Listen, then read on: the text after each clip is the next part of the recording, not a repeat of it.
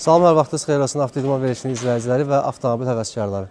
Bugünkü verilişimizin mövzusu avtomobilin mühərrikləri ilə bağlıdır. Avtomobil mühərriklərində yaranan problemlər və nə zaman avtomobilin mühərriki tamamilə sökülür və yenidən yığılmalı olur. Bu haqda sizə məlumat vermək istəyirəm.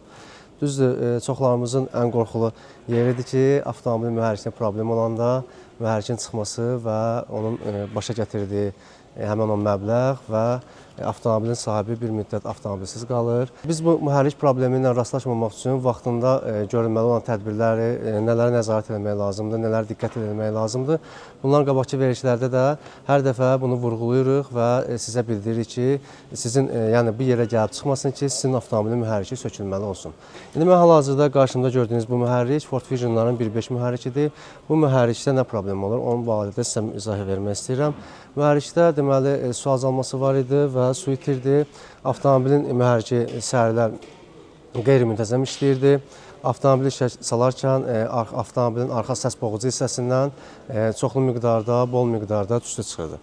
Buna görə də yaxınlaşmışdıq servisimizə və biz aşkarladıq ki, mühərrikdə su itməsinin problemi mühərrikin bir müddət əvvəl qızması ilə nəticələnmiş problemdir.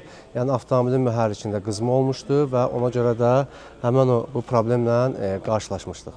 Bundan əvvəlki verilişlərdə də sizə qeyd eləmişdik. Uzun-uzadı danışmaq istəmirəm ki, mühərriklərdə hansı problemlərdən mühərrik sökülməli olur. Qısa olaraq demək istəyirəm ki, adətən qızma problemi olur, su azalması, bundan əlavə su radiatorlarında problem olanda su radiatorları çirklənir, düzgün dövr eləmir. Onun nəticəsində su pompası kimi adlandırılan bir mexanizm var. Onda problem olanda və termostat kimi adlandırılan bir ehtiyat hissəsi var.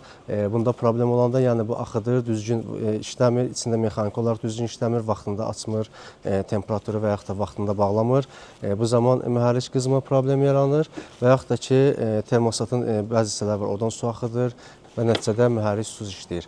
Bundan əlavə su pompasında da problem olanda su pompasının su axıdır, oradan da yəni su dediyimiz yəni antifriz mayəsi axıdır və nəticədə mühərrik qızır. Ondan əlavə Amerikadan gəlmiş mühərriklərdən avtomobillərin çoxusunda demək olar ki, qarşı hissəsində mühərriki qorumaq üçün qoruyucu bir sistem var. Həmin o sistemdə jalüz deyilir ona.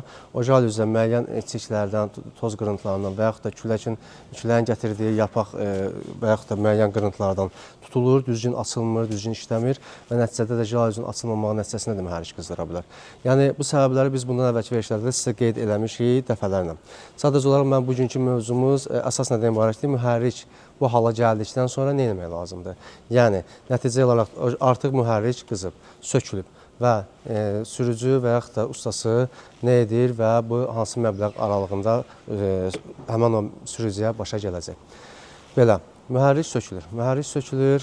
Sökülərkən bu gördüyünüz hal-hazırda bu gördüyünüz mühərrikin əsas hissəsi olan blok hissəsidir. Bu blok gedir tokara. Əsas məqam. Bunu yaxından göstərə bilsə daha gözəl olardı. Gedir tokara və tokarda buna 4 dənə giliz vurulur. Və hal-hazırda gördüyünüz kimi bu mühərrikin bloku təmirdən qayıdıb və gilizləri də vurulub. Giliz bu hissədə göründüyü kimi rəng etibarilə də seçilir. Yəni baxanda da görünür. Görüntü ilə də belə vizual olaraq da özünüz də şahid olursunuz ki, tokardan qayıdandan sonra bunu müşahidə eləyin. Nəyə görə deyirəm müşahidə eləyin? Çünki son vaxtlar biz özümüzlə rastlaşırıq. Bir çox mühərriklər gəlib, başqa servislərdə yığılıb gəlib və biz onlara xərci dedikdə onlar deyir ki, biz bu mühərriki tokara vermişik və gilizə vurdurmuşuq.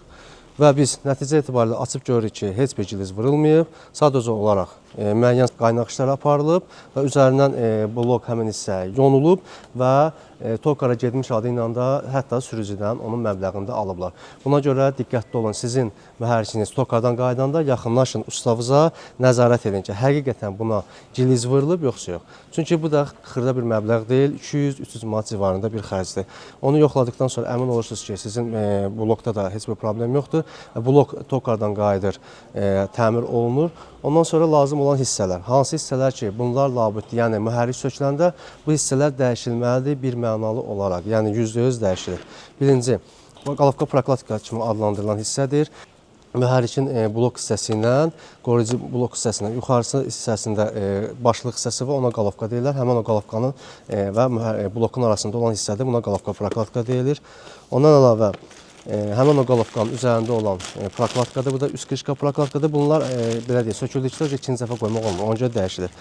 Bundan əlavə arxa sanik kimi adlandırılan hissədir. Arxa sanik də mühərriklə həmin o sürətlər qutusunun arasında olur. Arxa sanik kimi olan hissədir. Qeyd edelim ki, bunlar hamısı orijinal olmalıdır. Nəyə görə orijinal olmalıdır, onu da sizə izahını verəcəm. Ondan əlavə klapan saniklər 16 ədəd klapan sanik olur. Həmin o qalovka kimi adlanan, yəni mühərrik başlığı təmirə gedir, lokara gedir və orada təmir olanda 16 ədəd də klapan saniklər dəyişilib yenisi ilə əvəz olunur. Və digər saniklərdir, qabaq saniklər. Qabaq sanik 2 ədəd də həmin bu dirsəkli valın saniki, yəni rasped valın saniki kimi adlandırılan hissədir. Yəni bu hissələr birmənalı olaraq dəyişilməlidir və gəlib çıxdıq kolçaya. Kolçada bildiyimiz kimi 1.5 mühərriklərdə, 4 silindr mühərriklərdə 4 ədəd porşen olur. Hər porşenin üzərində özünün kolçaları olur və bu kolçalarda dəyişilib yenisinin əvəz olunub orijinal qoyulmalıdır. Detallar nəyə görə orijinal olmalıdır? Bunu da sizə qeyd edim. Çünki bu xırda bir sanikdir. Tutaq ki, məsəl üçün göstərirəm sizə arxa sanik. Bu arxa sanik orijinal olmasa, orijinal olmadıqda nə olur? Buradan yağ, həmən ÖSD-dən yenidən yağ verdikdə bu sanikin qiyməti elə də baha bir qiymətə deyil, amma bunu dəyişdirmək üçün sürətlər qutusu yenidən düşməlidir və mühərrik aralanmalıdır. Bunun da işçilik zəhmət haqqısı böyük bir məbləğdir. Ona görə belə bir xırda sanikə görə böyük məbləğə gələn zəhmət haqqını da vermək düzgün olmaz. Hardasa məbləğ olaraq, ümumi məbləğ olaraq sizə qeyd edeyim ki, bu görülən işin qiyməti minimum 1500-1600 civarında olan bir xərc tələb edir. Az bir xərc deyil, bu xərclərlə rastlaşmamaq üçün yenə də deyirəm, vaxtında qeydinə qalın mühərriklərinizi, soyuducu mayeyə fikir verin. Əgər azalıbsa, hardan azalıb, niyə azalıb, yaxınlaşın öz ustavıza, öz professional ustavıza və həmən ustada müəyyən eləsin ki, mühərrikdə nə problem var ki, antifriz azalması var. Yəni, vaxtında üstünə düşsəz, mühərriklərdə heç vaxtda problem yaranmaz. Düşünürəm, bu verdiyimiz məlumatlar sizin üçün yetərli oldu, faydalı oldu. Bizi izlədiyiniz üçün təşəkkür edirik. Ünvanımız NZS qəsəbəsi, Ford Klub Servis, Xəzər TV-nin yanı.